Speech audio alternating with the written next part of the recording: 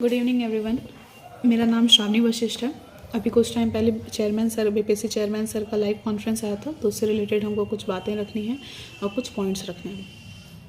पहला मेरा ये कहना है कि आज के कॉन्फ्रेंस में चेयरमैन सर उतने कॉन्फिडेंट नहीं लग रहे थे। उनके पास मीडिया पर्सनल्स के कुछ सवाल के जवाब नहीं थे। जैसे कि जब पूछा गया उनसे कि खगड़िया में जैसे बायोमेट्रिक नहीं हुआ, शायद खगड़िया ही था, कि खगड़िया में जैसे बायोमेट्रिक नहीं हुआ, तो उनके पास उसका कुछ जवाब नहीं था।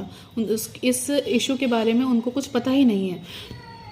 मेरा मानना है कि कैसे नहीं पता है, जब बच्चे इतने आक्रोश में बच्चे कह रहे हैं कि बायोमेट्रिक नहीं हुआ है, कई जगह पर जैमर ऑफ हो गया, कई जगह पर कैमरा ऑफ हो गया 10 मिनट के लिए, इस बारे में उनको कैसे नहीं पता है, मेरा ये कहना है। इतने वीडियोस वगैरह, इतना कमेंट बच्चे कर रहे हैं, इतना मेल कर रहे हैं, वो ये सब कुछ कैसे उनको नहीं पता दिख रहा है, हम मेरा ये कहना है। दूसरा कि उस कॉन्फ्रेंस में उन्होंने ये बात एडमिट की कि हाँ, परीक्षा केंद्र में, बापू परीक्षा केंद्र में बच्चे फ़ोन लेकर गए थे।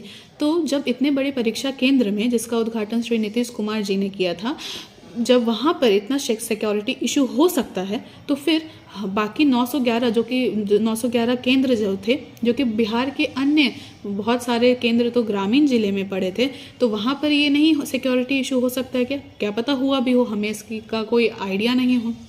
दूसरा मेरा ये है कि आयोग ने खुद कहा था कि 80,000 बच्चों के लिए वो 4 लाख 4.5 लाख बच्चों का डेट जो है एग्ज़ाम का, वो डिले नहीं कर सकते हैं। इन शॉर्ट कि 4.5 लाख बच्चे जो हैं उनके लिए ज़्यादा इम्पॉर्टेंट हैं। तो मेरा ये कहना है, आयोग अपनी बात से कैसे पलट रही है, तो फिर 12,000 बच्चों के लिए वो वापस से री एग्ज़ाम क्यों करवा रही है, मेरा ये कहना। आई रिपीट, आयोग ने ये कहा था कि 4.5 लाख बच्चे उनके लिए ज़्यादा इंपॉर्टेंट है। हम उस टाइम भी 80,000 बच्चे के सपोर्ट में थे, हम आज भी री एग्ज़ाम के सपोर्ट में, लेकिन सिर्फ 12,000 बच्चों के लिए नहीं, सारे बच्चों के लिए, क्योंकि री एग्ज़ाम सिर्फ 12,000 बच्चों के लिए हमको लगता है कि एक अनफेयर डिसीजन होगा, 12,000 के लिए भी और 4.5 लाख बच्चों के लिए के साथ भी, सॉरी बाकी जो रिमेनिंग स्टूडेंट्स हैं उनके साथ भी। दूसरा मेरा ये कहना है, तीसरा मेरा पॉइंट ये है कि आयोग जो कह रही है कि वो बच्चे के हित के लिए काम कर रही है, वो बच्चे खुश हैं उनके इस डिसीजन से, बच्चे संतुष्ट हैं, तो मेरा ये कहना है उनको कैसे कह सकती है आयोग कि बच्चे खुश हैं कि नहीं हैं। हमको लगता है वो आकर देखें ना, पूछे हमसे हम कितने खुश हैं या नहीं हैं। वो 12,000 के जो रिमेनिंग स्टूडेंट्स बचते हैं उसमें से एक हम हैं, हम तो बिल्कुल खुश नहीं हैं इस डिसीजन से। बहुत लोग कहेंगे कि मेरा एग्ज़ाम अच्छा नहीं गया होगा, ऐसा हम बिल्कुल स्पष्टीकरण इस बारे में नहीं देना चाहेंगे।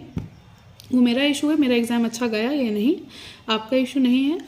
इशू ये होना चाहिए कि सही क्या होगा, सही डिसीजन क्या होना चाहिए।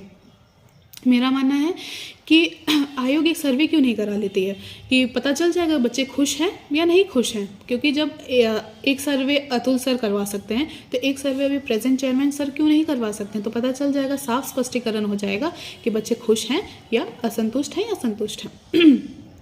लास्ट मेरा ये कहना है कि ये पहली बार नहीं होगा कि बीपीएससी का री एग्ज़ाम होगा। हम ये तो बीपीएससी का पुराना इतिहास रह चुका है, हम पूरा बिहार जानता है कि बीपीएससी का कई बार री एग्ज़ाम हुआ है, तो ये इतिहास दोहराता है।